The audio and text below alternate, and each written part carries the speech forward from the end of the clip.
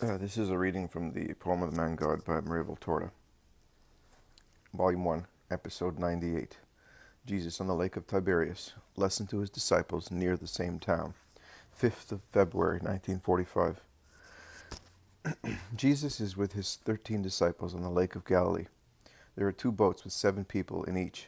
Jesus is in Peter's, the first one with Peter, Andrew, Simon, Joseph, and his 2 cousins. In the other boat there are the 2 sons of Zebedee, with Judas Iscariot, Philip, Thomas, Nathanael, and Matthew. The boats are sailing fast before a cool Boreas, which ripples the water very lightly, and the ripple marks are outlined by a thin veil of foam, which resembles fine lacework on the blue turquoise of the beautiful clear lake. The boats leave behind them 2 wakes, which meet almost immediately, thus forming a bright, sparkling froth, most pleasant to be seen, as they sail in company, Peter's boat being only a few yards ahead of the other one. From boat to boat, only a few yards apart, the disciples exchange remarks and comments.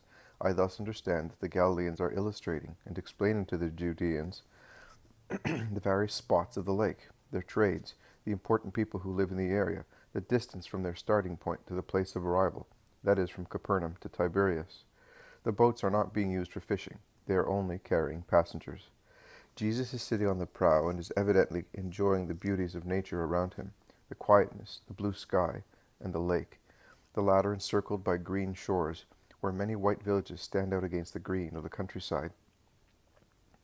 Almost lying on a bundle of sails, in the very front of the prow, he pays no attention to the conversation of the disciples, and often lowers his head looking at the sapphire mirror of the lake, as if he were studying its depth and were interested in the creatures living in the pellucid water.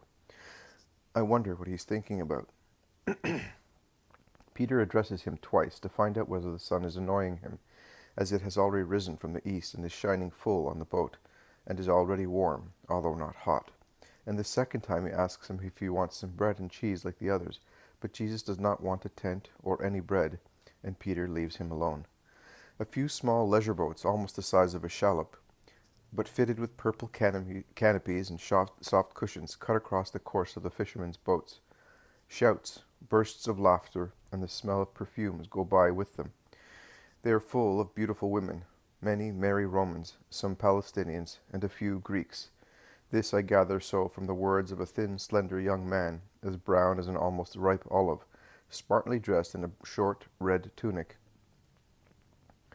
bordered by a heavy Greek fret, and held tight at his waist by a belt which is the masterpiece of a goldsmith. He says, Hellas is beautiful, but not even my Olympic fatherland has this blue and these flowers. It is really not surprising that the goddess left it to come here. Let us spread flowers, roses, and our compliments to the goddesses, no longer Greek, but Judean. And he spreads on the women in his boat the petals of magnificent roses, and he throws some into a nearby boat. A Roman replies to him, spread them, Greek, but Venus is with me. I do not spread roses, I pick them from this beautiful mouth. It is sweeter. And he bends down to kiss the open, smiling lips of Mary of Magdala, who is leaning on cushions with her blonde head in the lap of the Roman. By now the little boats are in front of the 2 big ones, and both, because of the inexperience of the rowers, and because of a sudden gust of wind, the boats almost collide. Be careful if your lives are dear to you, shouts Peter, who is wild when he veers, shifting the helm to avert a collision. Insults from the men and shouts of fear from the women go from boat to boat. The Romans insult the Galileans, saying, Get out of the way, you dirty Jewish dogs. Peter and the other Galileans do not let the insults pass, and Peter in particular, flushing like a cockerel, standing on the edge of the boat, which is pitching heavily, with his hands on his hips, gives tit for tat, and does not spare Romans or Greeks or Jews or Jewesses. Nay, he assails the women with such courteous titles that I prefer to omit. The squabble lasts until the tangle of keels and oars is loosed, and they all go their own ways. Jesus has not moved from his place. He has remained sitting, his mind far away, without a glance or a word to the boats or the passengers. Leaning on one elbow, he has continued to look at the faraway shore, as if nothing was happening. Also a flower is thrown at him. I do not know by whom. Certainly by a woman, because I can hear a woman laugh when it is being thrown. But he does not stir. The flour almost hits his face, then falls onto boards and ends up under the feet of the furious Peter. When the little boats are about to move away, I see the Magdalene stand up and follow the indication of one of her partners in vice. That is, she turns her beautiful eyes towards the serene face of Jesus, whose mind is so far away. How far from this world that face is. Say, Simon, asks Judas Iscariot, since you are a Judean like me, tell me, that beautiful blonde in the Roman's lap, the one who stood up a few minutes ago, isn't she the sister of Lazarus of Bethany? I don't know, is the sharp reply of Simon the Cananean. I came back amongst the living only a short while ago, and she is a young woman. You're not going to tell me that you do not know Lazarus of Bethany, I hope. I know very well that you are his friend, and that you have been there also with the Master. And if it were so, and since it is so, I say that you must know also the sinner who is Lazarus' sister. Even the dead know her. People have been talking about her for the last 10 years. She began to be light-headed as soon as she reached the age of puberty. But for over 4 years, you must be aware of the scandal, even if you were living in the valley of the dead.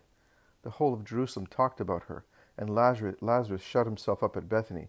He did the right thing, after all. No one would have set foot in his magnificent house in Zion, where she also came and went. I mean, no holy living person in the country. Well, in any case, she's always around, but never at home. She is certainly at Magdala now, with a new lover. Are you not answering me? Can you give me the lie? I am not giving you the lie. I am silent. So it is she. You have recognized her too. I saw her when she was a child, and she was pure then. I have seen her again now, but I recognize her. Although lewd, she is the living image of her mother, a holy woman. Well then, why were you on the point of denying that she is your friend's sister? We always endeavor to conceal our sores and those of the people we love, particularly when one is honest. Judas gives a forced laugh. You're quite right, Simon, and you are honest, remarks Peter. And did you recognize her? You certainly go to Magdala to sell your fish, and I wonder how many times you have seen her. My boy, you must know that when your back is broken after an honest day's work, you are not interested in women. You only love the honest bed of your wife. Everybody likes beautiful things, at least if for no other reason than to look at them. Why, to say, it is no food for my table? No, certainly not. I have learned many things from the lake and from my job, and this is one of them. A fish of fresh and calm water is not fit for salt water or a vorticose watercourse. What do you mean? I mean that everybody should keep his place to avoid dying an evil death. Did the Magdalene make you feel as if you were dying? No, I am tough, but tell me, are you not feeling well, perhaps?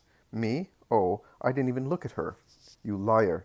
I am sure that you were consumed with envy because you were not on this boat. To be closer to her, you would have put up even with me to be nearer, so much so that you are honoring me with your conversation because of her, after so many days of silence. Me? She would not have even seen me. She was always looking at the Master. And he says that he was not looking at her. How could you see where she was looking if you did not look at her? They all laugh at Peter's remark, except Judas, Jesus, and Simon Zealot. Jesus puts an end to the discussion which he feigns he has not heard by asking Peter, Is that Tiberias? Yes, Master, it is. I will now haul. Wait. Can you stop in that quiet small bay? I would like to speak to you only. I will measure the depth and let you know. And Peter lowers a long pole into the water and moves slowly towards the shore. Yes, I can, Master. Shall I go closer to the shore? As far as you can. There is shade and solitude. I like it. Peter steers towards the shore. The land is about 15 yards away, at most. I would now touch. Stop, and you come as close as possible and listen. Jesus leaves his place and sits in the middle of the boat, on a plank placed athwartwise. The other boat is in front of him, while the disciples in his boat are sitting around him. Listen. You may think that I do not pay attention to your conversation, and that consequently I am a lazy teacher who does not look after his pupils. You must know that my soul does not leave you one moment. Have you ever seen a doctor who studies a patient affected by a disease not yet identified and presenting contrasting symptoms? He keeps an eye on him. After visiting him, he watches him both when he sleeps and is awake, in the morning and in the evening, when he speaks and when he is silent, because every symptom may help to identify the hidden disease and suggest a cure. I do the same with you. I hold you by means of invisible but most sensitive threads, which are grafted into me, and they transmit to me even the lightest vibrations of your ego. I allow you to believe that you are free, that you may reveal yourselves for what you are, which happens when a schoolboy or a maniac thinks he is not being watched by his overseer. You are a group of people, but you form a nucleus, that is one thing only. You are therefore a unit which is formed as a body and which is to be studied in its individual features, which are more or less good in order to shape it, amalgamate it, round it off, increase it in its polyhedric sides, and make it a perfect unit. That is why I study you, and I study you also when you are sleeping. What are you? What are you to become? You are the salt of the earth. That is what you must become, the salt of the earth. With salt, meat is preserved from putrefaction, and many other victuals as well. But if the salt were not salty, could it be used to salt? I want to salt the world with you. You have it seasoned with a celestial flavor. But how can you salt if you become tasteless? What causes you to lose a celestial flavor? That which is human. Sea water, that is, the water of the real sea, is so salt that it is not good to drink it.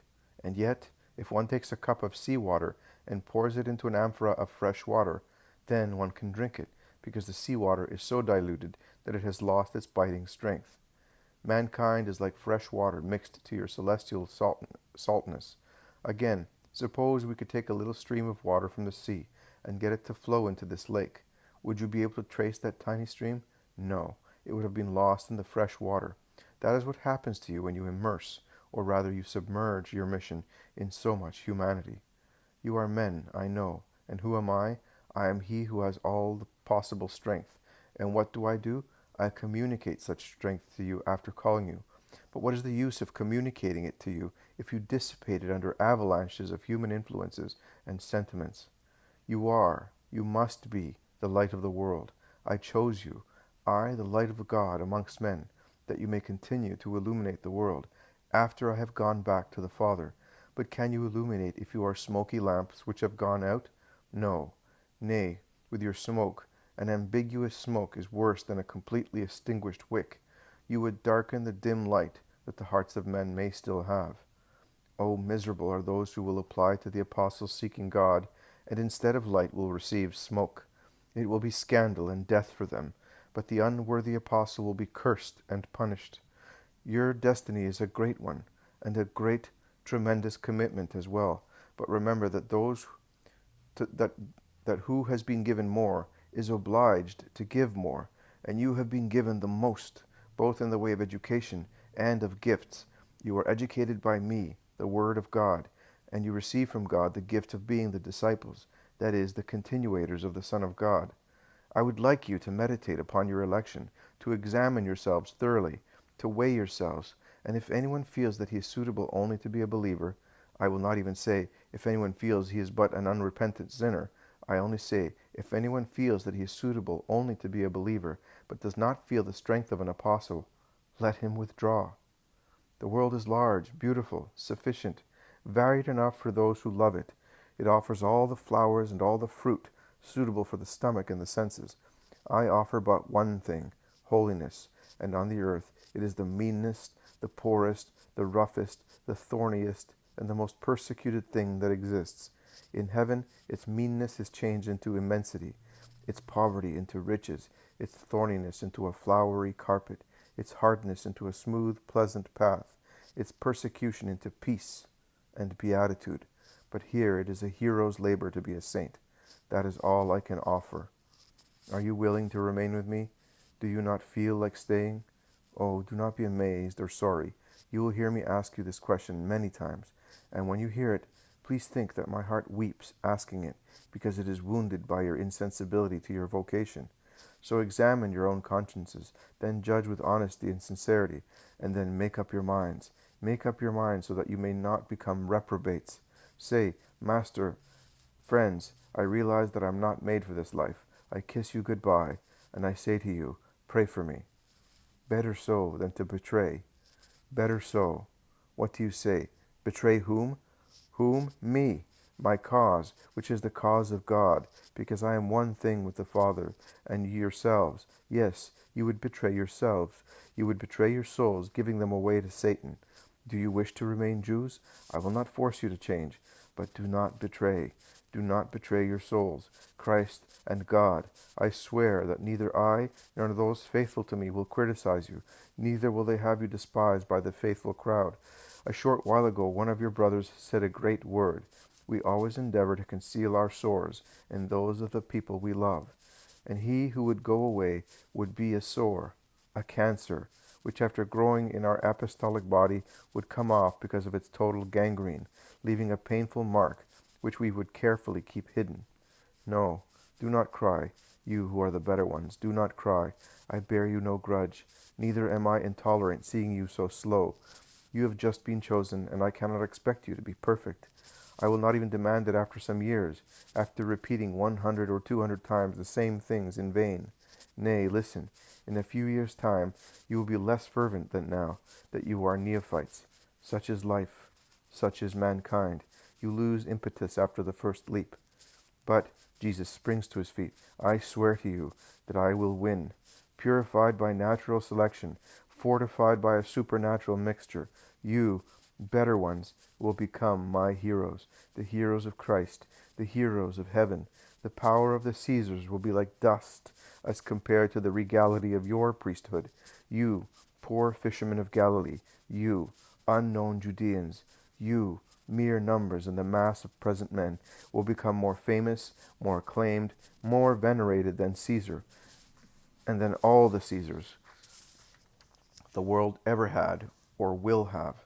You will be known and blessed in the near future, and in the most remote centuries, until the end of the world.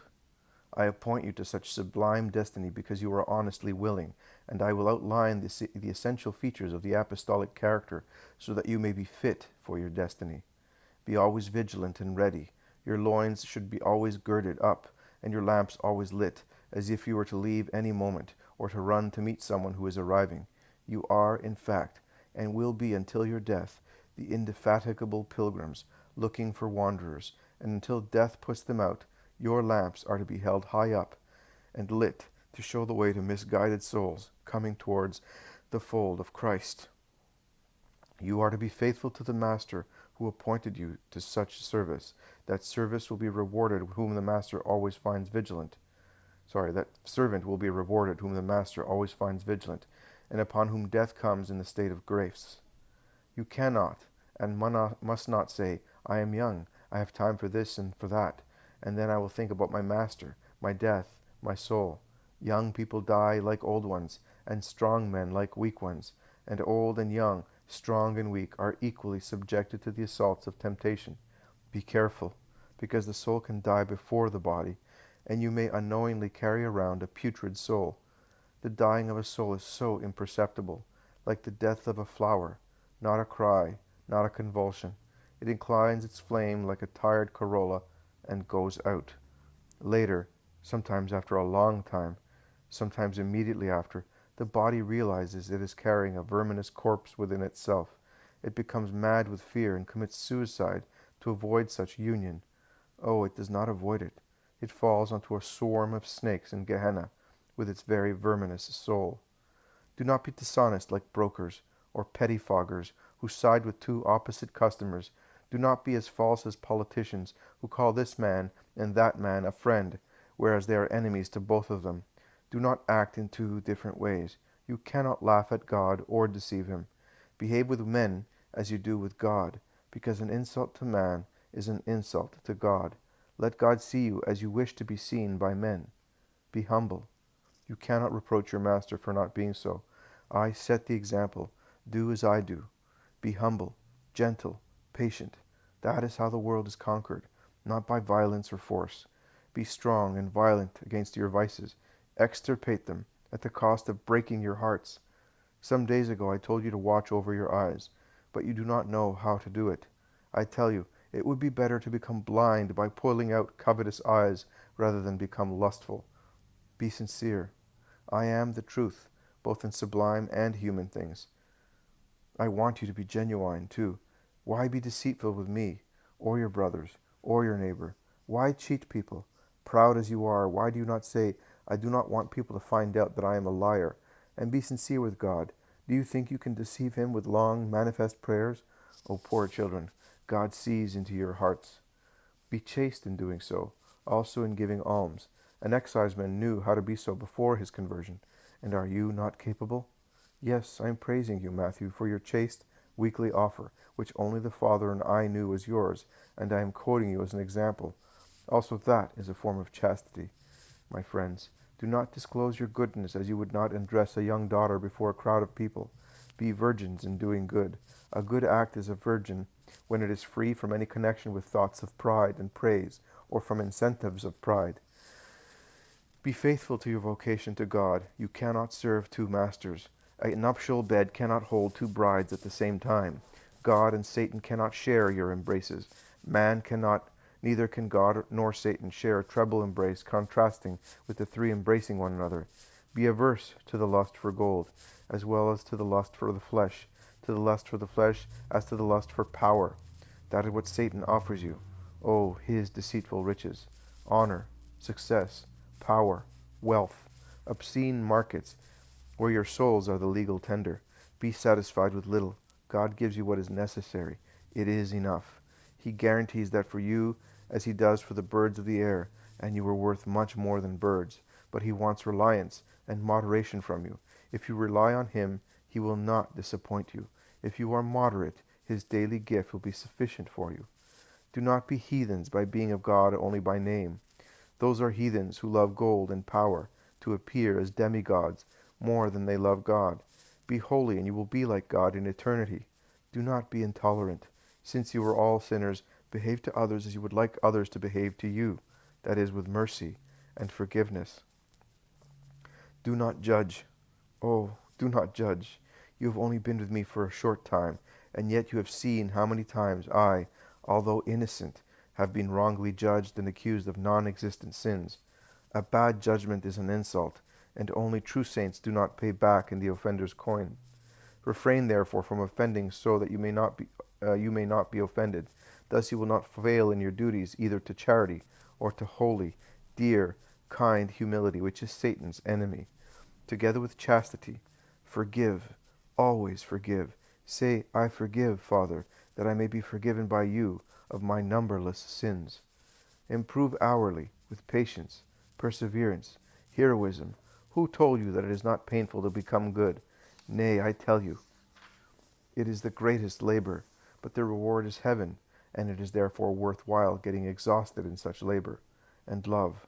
Oh, what words shall I use to persuade you to love? None is suitable to convert you to love, poor men, instigated by Satan.